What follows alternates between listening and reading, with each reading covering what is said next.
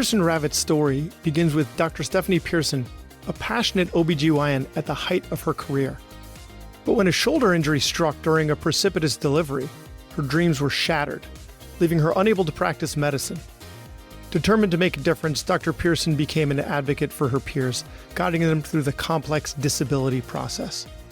Alongside insurance expert Scott Ravitz, Dr. Pearson founded Pearson Ravitz, a company determined to approach insurance differently. Together, they set their mission to educate and empower physicians to protect their most valuable asset, their income, and the most important people in their life, their family. Today, Pearson Ravitz serves the medical community in all 50 states. At Pearson Ravitz, they understand the unique concerns of physicians. Physician-founded and physician-focused, Pearson Ravitz builds human connections before they create quotes. Life can change in an instant. It's hard to imagine that a sudden illness or injury could leave you and your family in a devastating financial situation. But with a little planning and guidance, you can prepare for every possibility. Visit PearsonRavitz.com to schedule your consultation with a Pearson Ravitz advisor. How do you break bad news? How do you avoid taking adverse outcomes from that bad news home with you? And how do you continue practicing if one of those adverse outcomes turns into litigation? Stay tuned and find out. Hey, this is Brad Block, host of The Physician's Guide to Doctoring. This is a personal and professional development podcast for physicians where we have experts on the show that try to teach us everything we should have been learning while we were memorizing Krebs cycle. On today's show, we have Dr. Corinna Muller. Dr. Muller was born and raised in Alaska, and she's back there now, having left briefly, although not so briefly considering how long we trained for, the warmer climates of Erie and central Pennsylvania. Erie is between Cleveland and Buffalo, for those who don't know, and Minneapolis. In central Pennsylvania is where she completed her MFM fellowship. So after finishing her fellowship, she practiced in a hospital setting for a little while and decided then, after learning what it was like, she opened up her own MFM practice in Anchorage, where she is one of two MFM attending, one of four in the entire state of Alaska. Holy cow. She's also a physician development coach at ladydocs.com, ladydocs.com, having trained at the Physician Coaching Institute, and is the host of the Right Brain Rounds podcast. In addition to all that, she wrote a book called The Ottava Method, OTTAVA, a book that combines musical, business, and self-coaching principles to help people reach professional and personal goals. Dr. Muller, thank you so much for being on the podcast. It's wonderful to be here. Thank you so much. So we're going to start talking about breaking bad news, because unfortunately in maternal fetal medicine, you tend to have a lot of that. And you've done it so often that you've kind of honed your skills at that and developed your own method. So tell us a little about your technique for breaking bad news so we can share that. So a lot of times I'm seeing patients for the first time in pregnancy after something has been identified that is not right. Either there's a maternal condition that causes, major problems, or, the need for someone to deliver early, or there might be fetal conditions like a heart defect, brain abnormality, something that is going on like the placenta, a short cervical length. A lot of times, like here in Alaska, we have a lot of our population delivering out of the hospital and with lay midwives and birth centers. And so sometimes when these things are first recognized and then they come to see me for a consultation, an ultrasound, I have to go in there knowing that the news that I'm giving this patient is going to change possibly their birth plan. Everything that they had planned for and hoped for is going to be almost turned upside down. And sometimes, especially in a state like Alaska where we don't have a lot of the resources a major fetal care center would have, like in Seattle or New York City, we sometimes have to transport patients out of state if there's a major cardiac defect that we can't deal with up here because we don't have the resources that are needed, like, cardiothoracic surgeon for, little babies in our state. So being then, able to identify those things. So then with regards to how you end up breaking the news, are we now approaching this from the fact that they know that something's wrong and that's why they're seeing you? Or is this particular approach coming in cold? They don't know anything. It can be either way. And so most of the time when they get to see me, they know that something has been identified and it needs further evaluations. Yeah. And, a lot of times I'll go in there and I'll just be like, hey, I know this is the first time that I'm meeting you. Nice to meet you. What's your understanding of why you're here today? Getting them to let me know what it is that they think is going on or, what they have learned thus far prior to seeing us. And, I also have this advantage of being able to talk to them immediately after their ultrasound because I interpret the ultrasound so they don't have to wait, for the radiologist to call OBGYN or the ordering, physician. So, I can go right in there and I can show them images, like say it's a major cardiac defect. I can show them the images and I can let them know why it's important for us to possibly transfer them out of state and, what I think this, working diagnosis is. Because, a lot of times if there's a major cardiac defect, we need to image a few times before we, the exact correct prenatal diagnosis. Got it. So you set the stage by having them explain what their understanding is, and then you using whatever visuals are available to you to explain. And then, in the course of doing that, have you encountered like different ways that you have to navigate that? You know what I mean? Like you'll get different responses and then you've got to kind of change your approach. A lot of times I'll explain to them that, most of the news about whatever's going on, and that by the time we're done with this visit, you'll know everything that I know and you'll have lots of time to ask questions.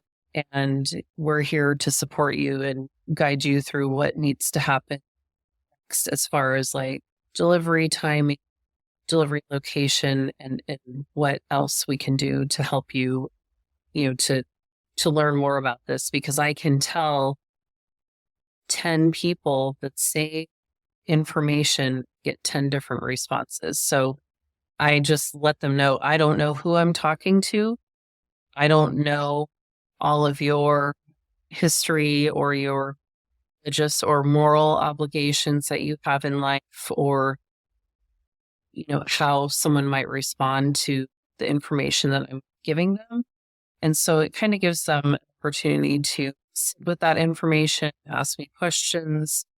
And, I think giving people time to discuss, like if they have a partner with them or a friend, to discuss the information that I've provided and have the opportunity to say, I'm going to, step out for a moment. And, if you think that you want to talk again, I can come right back. But, do you need some time? And so those are things that, also tell them I recognize I'm giving you a lot of information right now. Got it. So it sounds like you're giving them one by saying like, listen, I don't know what your religious background is and what your values are because we're meeting for the first time. So it kind of gives them permission to approach this from a place where they recognize that you're not judging them. Like they can ask any sort of question, free of judgment, right? Like you're giving them that, you're letting them know that, listen, however you react to this and respond to this is the right way. Let me know what questions you have from whatever angle you're choosing to approach this. And then you let them digest it for a while. Like maybe you'll go to the patient in another room, give them some time to digest and then come back in, or even give them the ability to, because if they might want to just get the heck out of there. Like, oh, I don't want to be in here right now. I just need to leave. And then you let them do that. But you kind of give them this ability to sit with it for a little while and digest it if they want. Exactly. And, the other thing that is important is follow-up after they've left us, just saying, hey, you can reach out to us if you have any other questions that come up before your next visit, or, can we give you a call to make sure that you have all of your questions answered? And when would be a great time to call you? Do you need to go home and talk to some family members, trusted friends, clergy? A lot of times people will, say that they need to discuss, some of the things with their loved ones, or, people that they would be receptive to having a conversation. If it's me. Yeah, I like that a lot. I like that where we're going to call you tomorrow, right? Yes, you're going to be seen by this other doctor and this other place. You might need to see a pediatric cardiothoracic surgeon in this unknown period of time, in this unknown place. There's a lot of unknowns, but what you're doing is you're anchoring them with this phone call tomorrow. So they feel like they're being cast adrift with all these unknowns. And yet I feel like that's a good anchor. I'll call you tomorrow. We're going to I'm with you here. I'm with you with this news. Yeah, I think that's really powerful.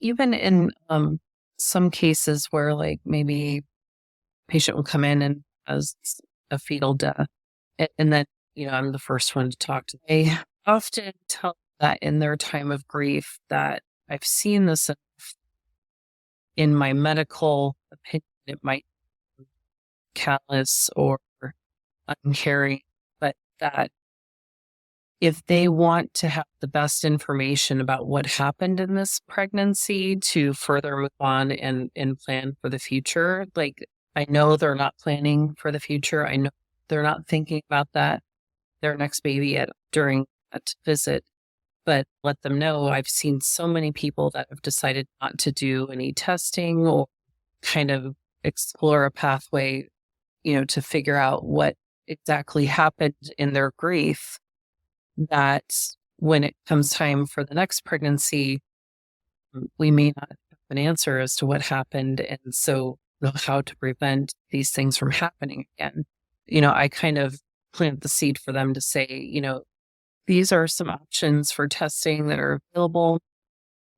And I know it doesn't sound like a great idea right at this moment, but having done this before, some people are really happy that they did, because it helps on next pregnancy and might even lead to an intervention that may prevent this from happening. I think kind of put it in a medical perspective, prefacing statement saying, I know this sounds really weird right now.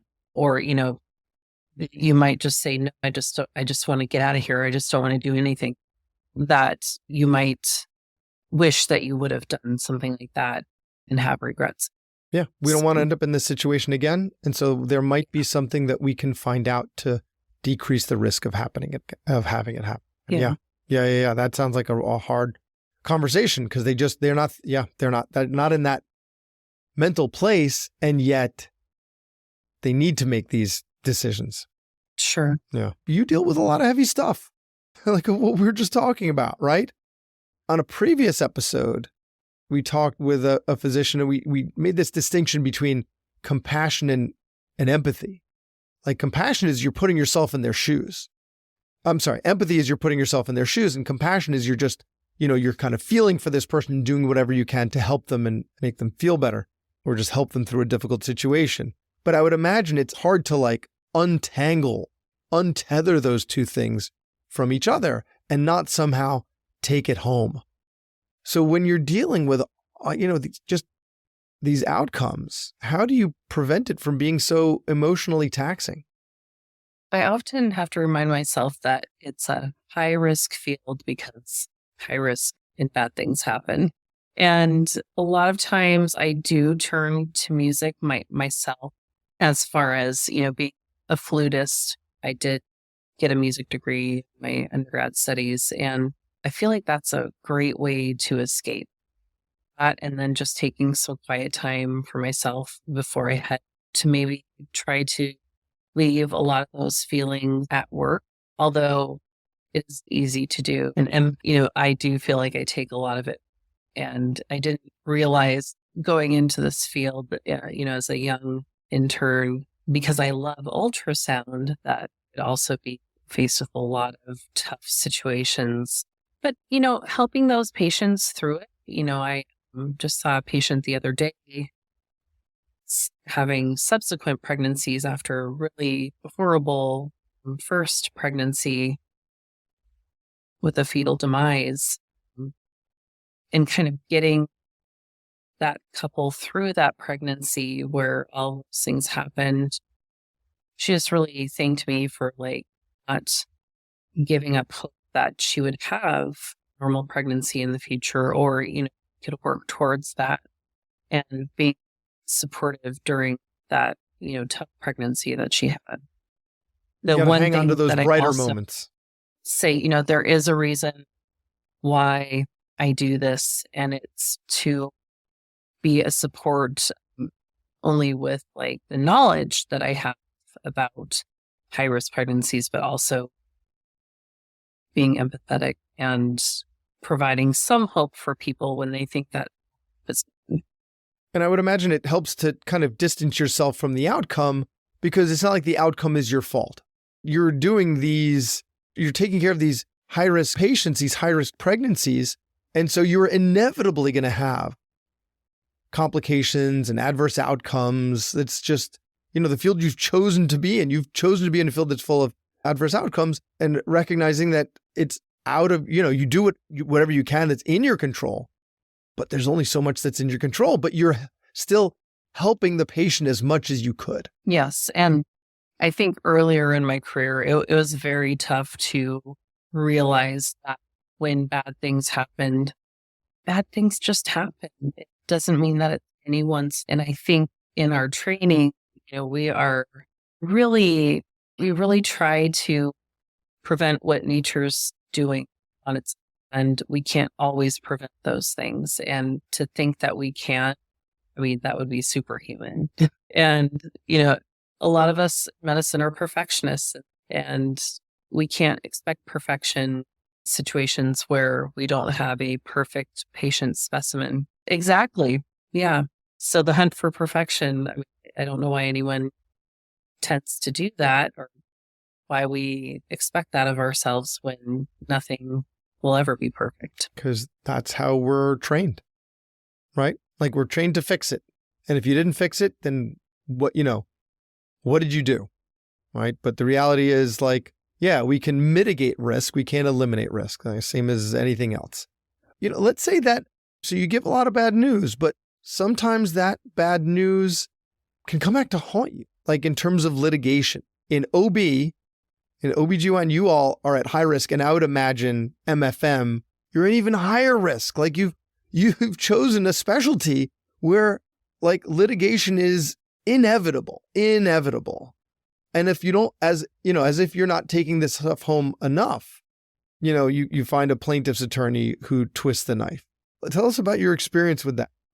I think that the biggest thing is, what do you do when patients want to take a different course than what is recommended? Frequently, you might have people that will not follow testing requirements for the well-being and surveillance of the baby, a recommendation for early delivery to prevent stillbirth.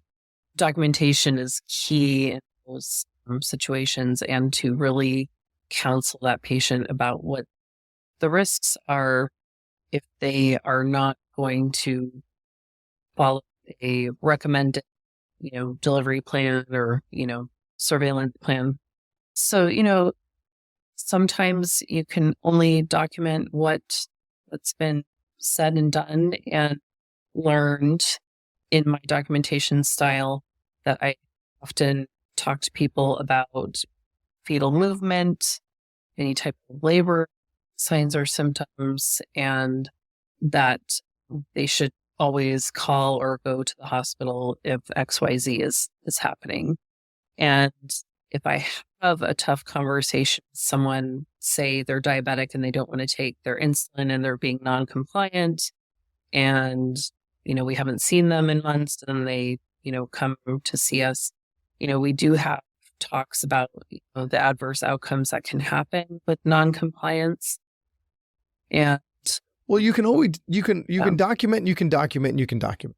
yes, It's not going to prevent that adverse outcome from happening, and then it's not going to prevent a plaintiff's attorney from from looking to see what they can get out of the situation. I know they say it's in the guise of advocating for the patients, but we all know it's business, and business is business, right? So you can only do so much to mitigate your own risk through documentation. But when you do end up with getting served, right?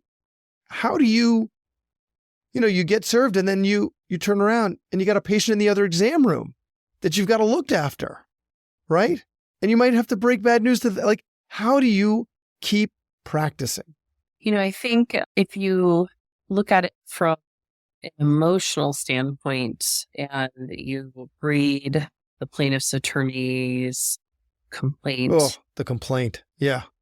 They're going to just name everything they can possibly do. And it's almost like humiliating when you read the complaint, because everything that you could possibly have done wrong and probably didn't, they're going to name. Yeah. So you read those complaints and you end up taking it personally.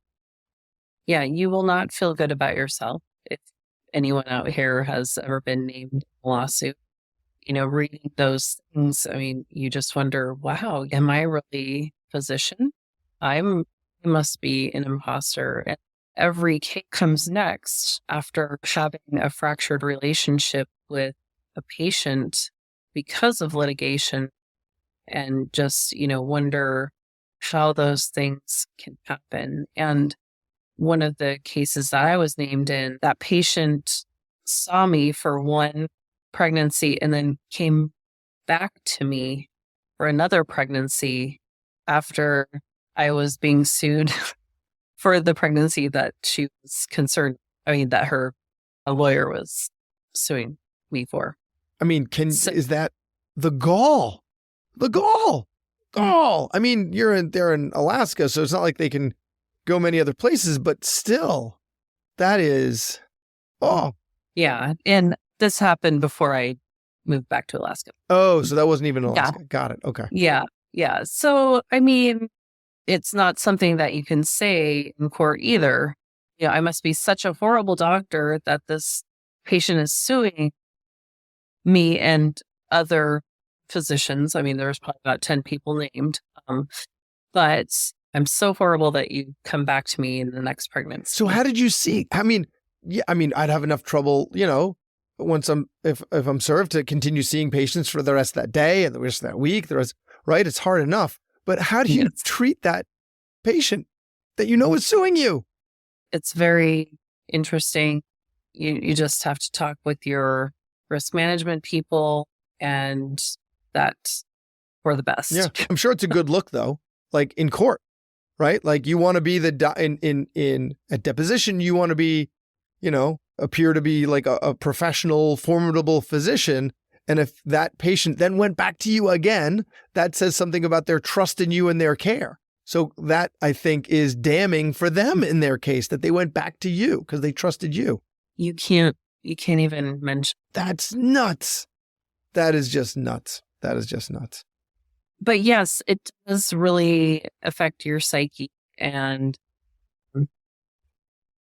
I think it can lead to extra testing, extra imaging, doing more frivolous evaluations, spreading the risk around as well, in future patient endeavors. And, it can make you question why you went into medicine, because, I do know, after kind of going through a lawsuit myself, about 83% of OBGYNs will be sued at least once. It's very likely. And that litigation is a business, and malpractice insurance is a business. And we are covered for cases where something happens. It might not be the fault of one physician or a group of physicians. It might just be a bad outcome, and it doesn't define you as a physician, when you look at doing procedures, surgeries, like if I do amniocentesis or a cerclage or C-sections or whatever, you practice long enough, you're going to have some complications. It's statistically one of those things going to happen. It doesn't mean that someone was negligent or purposefully meant to hurt a patient or their baby But it doesn't matter. The optics matter. The outcomes matter and the optics matter because you can win or lose a case based on optics. And if a doctor takes awful care of a patient, right? If they have an OB that completely neglects testing but they deliver and everything's fine, there's no lawsuit there. You do everything by the book and there's an adverse outcome, there's your lawsuit. So, the care is, it's the outcome that ultimately matters. And if you practice enough medicine, you're going to have adverse outcomes. And yes, it's a business. It's a business. The lawyers say that they're doing it in order to protect the patients, but ultimately it's a business and they see it as this is what we should know. Having gone into medicine, it's the cost of doing business. It's ridiculous, but from their perspective, that's the reality. And we're the ones that are stuck dealing with it and having to live through the guilt and the grief and the imposter syndrome and the feelings of incompetence and questioning whether we should continue in medicine. And it definitely contributes to the rate of physician suicide. So all of that and you could been practicing excellent medicine. And so I think that's a great message to put out to people is that, you're still a good doctor, even if you get sued. And, it will change the way that you practice. Definitely will. And it also might change your mindset on what it means to be sued too, because I think if you catastrophize and think, the worst is going to happen, I'm going to lose my license, I'm not going to be able to see patients anymore, I won't have any way to have a livelihood, everything's going to be taken away from me. I mean, that's going to happen unless something majorly wrong and egregious. Even if plaintiff's lawyer writes something up about you that makes you feel like you're the most horrible doctor, that's, they get their audience and settlements for patients. So separating feelings, from bad patient outcomes and taking home emotional,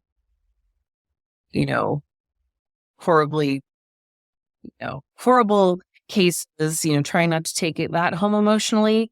You also have to balance with not taking home emotionally what is going on in a courtroom or, with the law as it applies to physicians in the United States. And just, say, this is why I have malpractice insurance. The statistics show us that most people in high-risk specialties are going to be sued. It's just a matter of when. Yeah.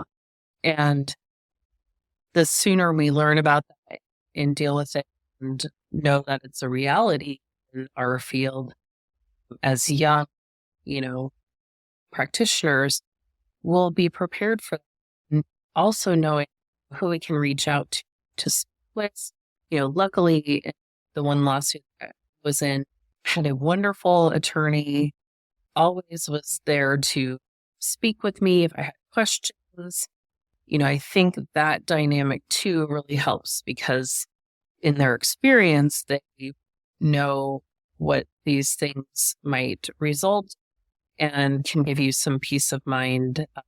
You're the most horrible doctor in the world, but see. Well, if our listeners want to find your podcast, they want to look into coaching with you, where can people find you? www.ladydogs.com and the Right Brain Rounds podcast I do a lot of discussion about creative ways to deal with physician burnout. And I talk with a lot of other physician coaches. So it's pretty nice to be able to see, what physicians do to take their mind off of our sometimes daunting field of medicine and, help us kind of get away from that and, just take a break and relax for ourselves. Fantastic. Well, and the book is The Ottava Method, OTTAVA Method, and ladydocs.com, DOX. Dr. Corinna Muller, thank you so much for your time. Awesome. Thank you so much. And now a final word from our sponsor. At Pearson Ravitz, they understand that life can change in an instant. It's hard to imagine that a sudden illness, injury, or catastrophic event could put you and your family in a devastating financial situation. Physician-founded and physician-focused, Pearson Ravitz builds human connections before they create quotes. Visit pearsonravitz.com today and embark on a journey of safeguarding your future. Thanks for listening. I have a favor to ask. You listened to the episode until the end, which means you either fell asleep or you really liked the episode. So please share it or like it or comment on a social media post or write us a 5-star review. Something. It would really help me out. And maybe what you learned from this episode can help someone else too. The views expressed in this episode are those of the interviewer and interviewee and don't represent the views of their employer or even their significant other. Even though the magic of podcasting make it sound like I'm talking directly to you. This is not a doctor-patient relationship, and this is not medical advice, or financial advice, or really any advice. Thank us again for listening to The Physician's Guide to Doctoring.